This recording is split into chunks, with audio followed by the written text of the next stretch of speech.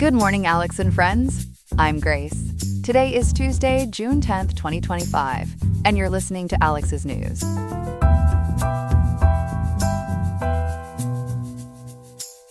The weather in Riverside today will see a high of 79.6 degrees Fahrenheit with a low of 68.3 degrees. A pleasant day is ahead for the Inland Empire, offering comfortable temperatures if you're planning to spend time outside. As we continue, we'll dive into the details surrounding the World Bank's recent decision to downgrade its projections for global economic growth, exploring factors that led to this revised outlook and its potential implications for nations worldwide. We'll also take a closer look at California's significant pension reform, dissecting why this landmark legislation is now facing considerable challenges. All these important stories and more are coming up on Alex's News. Stay tuned. We begin this morning with some sobering news from the financial world. The World Bank has just released its latest Global Economic Prospects report, and the outlook for global growth this year is certainly taking a hit. For more on this, we turn to our economic reporter, Ethan. Ethan, what's the latest from the World Bank? Grace, it's a tough pill to swallow for the global economy. The World Bank, an 189-country lender, announced a significant downgrade to its global economic growth forecast for 2025, reducing it to just 2.3%. This is a noticeable deceleration from the 2.8% global growth we saw in 2024. According to ABC News Today by AP Economics writer Paul Wiseman, this 2.3% forecast represents a 0.4 percentage point reduction from their earlier projection. That's quite a drop, Ethan. What's driving this grim outlook? What exactly are they pinpointing as the cause for this slowdown? The World Bank's report directly attributes this slowdown to, quote, a substantial rise in trade barriers, end quote, President Donald Trump's erratic and aggressive trade policies, end quote. Specifically, they've highlighted 10% tariffs on imports. An Associated Press article on GazetteXtra.com today echoed these sentiments, explicitly linking the downturn to President Donald Trump's trade wars. Yahoo Finance also today further confirmed this reduction. So these trade wars are really taking a toll. How are the world's largest economies expected to fare under this new forecast? Let's start with the United States. Grace, the ripple effect is substantial. The United States, the world's largest economy, is now forecast to grow by only 1.4% in 2025.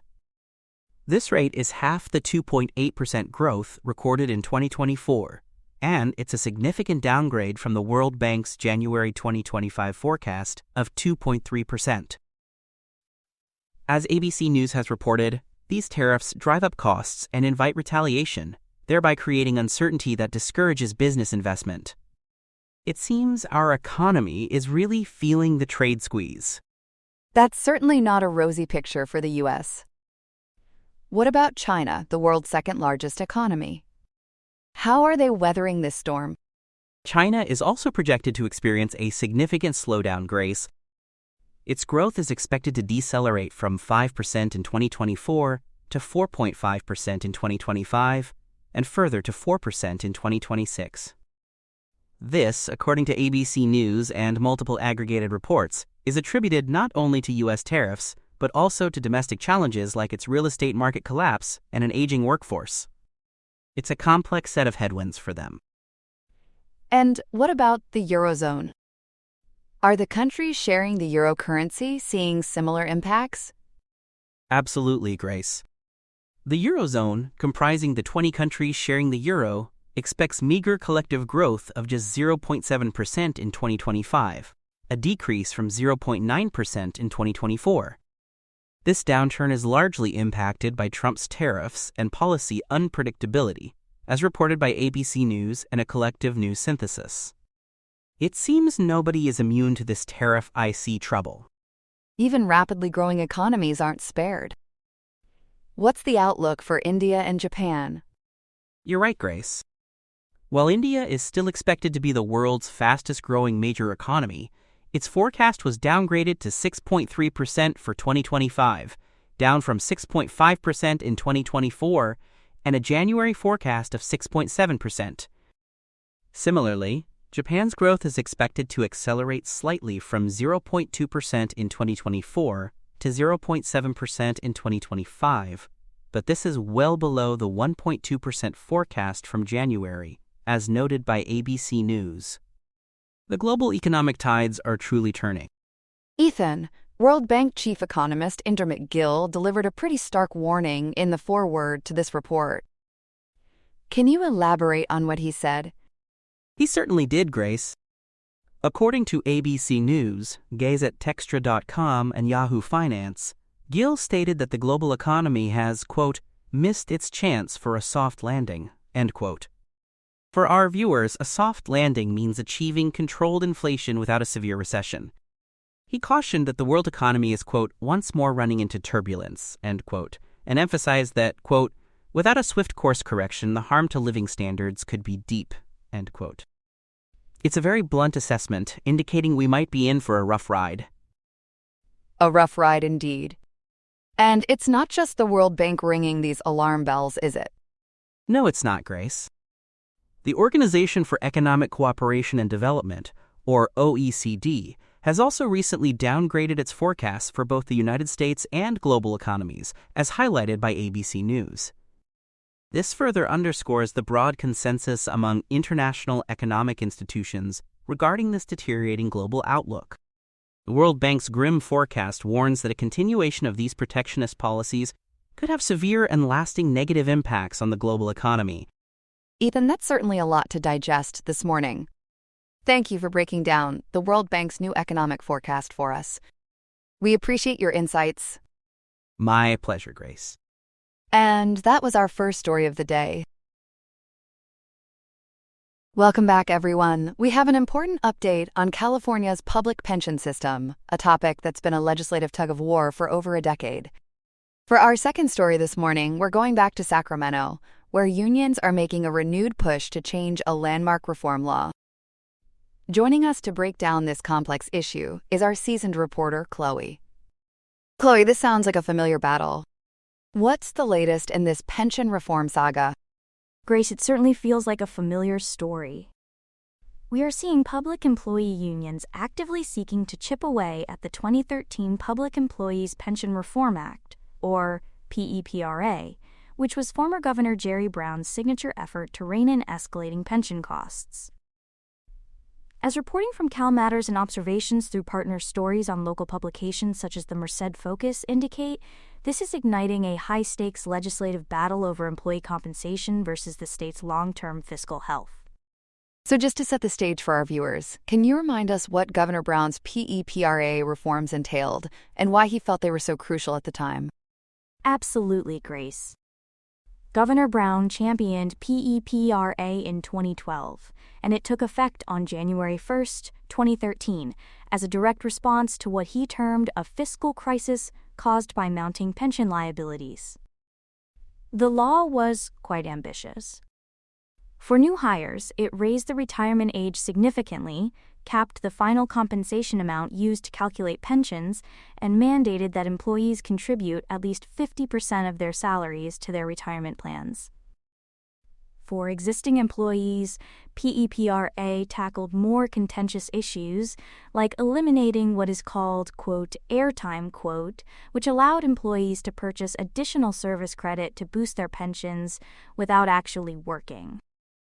It also cracked down on, quote, pension spiking, quote, a practice where an employee's final year salary was inflated through things like overtime or unused vacation cash-outs to secure a higher lifelong pension.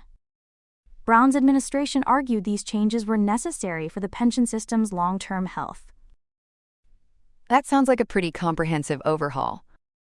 How did the public employee unions react to these changes, and what legal recourse did they pursue? The unions wasted no time mobilizing against PEPRA, Grace, filing numerous lawsuits. Their main argument rested on what is known as the, quote, California rule, quote, a long-standing legal precedent from the 1950s.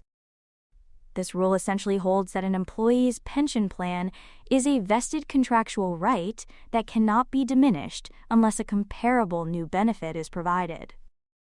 Unions argued that by eliminating things like airtime and redefining pensionable compensation, the state was illegally impairing their members' contractual rights. While key Supreme Court cases, such as Cal Fire Local 2881 versus California Public Employees Retirement System and Alameda County Deputy Sheriff's Association versus Alameda County Employees Retirement Association, sided with the state on specific provisions like airtime and anti-spiking, these rulings were deliberately narrow. They avoided a broader re-examination of the California rule itself, keeping its core tenets largely intact. So despite those legal victories for the state, it seems the unions are not giving up. What are they pushing for now in the legislature, and what's the flagship bill we should be aware of? That's right, Grace. The battle is far from over.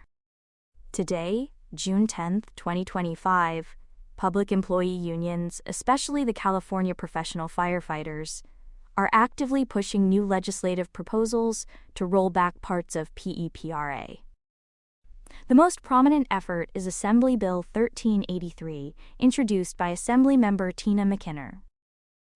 This bill proposes several significant changes that would primarily benefit public safety employees. It aims to lower the full retirement age for new public safety members from 57 to 55. It also seeks to significantly increase the cap on the amount of compensation used to calculate pension benefits, aligning it with a much higher federal limit, currently around $280,000.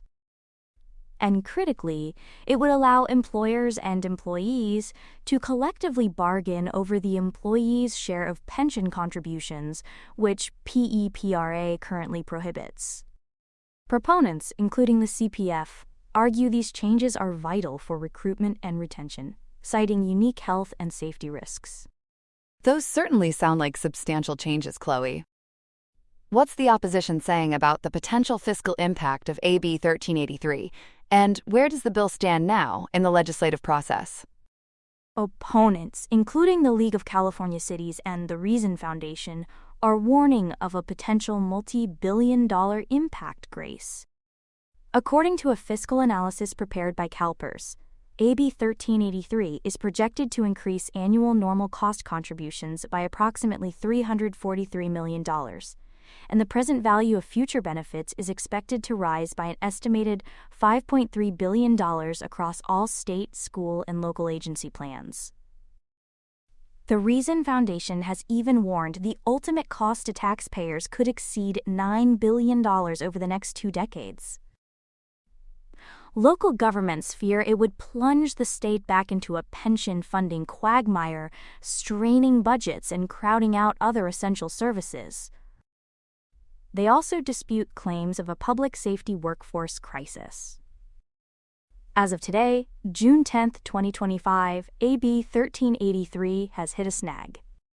While it passed its first committee, its momentum was halted in the Assembly Appropriations Committee. A hearing was postponed last month, and it's now designated as a 2-year bill, largely due to the state's challenging budget situation. This means further consideration has been pushed to January 2026, which is 205 days from now. So it's certainly not a done deal, and the state's budget woes are playing a significant role. Chloe, stepping back a bit, how does this current legislative push fit into the broader landscape of public pensions in California? It feels like we're always on a fiscal tightrope when it comes to pensions. You're right, Grace. It's an ongoing conversation with many moving parts. As Cal Matters has highlighted, there's been financial volatility with the major pension funds, CalPERS and Cal STRS, which have lost billions due to market sell-offs. Governor Gavin Newsom's budget for next year projects spending about $8.7 billion on state worker pensions, with plans to offset some costs by repurposing scheduled debt payments, effectively sidestepping immediate growing expenses. There are also ongoing debates over ethical investments, with climate activists pushing for divestment from fossil fuel holdings despite warnings of potential negative financial impacts. And surprisingly, state employees themselves are reporting that their salaries, historically offset by pensions and benefits, no longer adequately cover their bills, making public service a questionable trade-off. This enduring conflict truly reflects a fundamental tension between providing competitive retirement benefits and ensuring the long-term financial solvency of California's pension systems and the governments that fund them.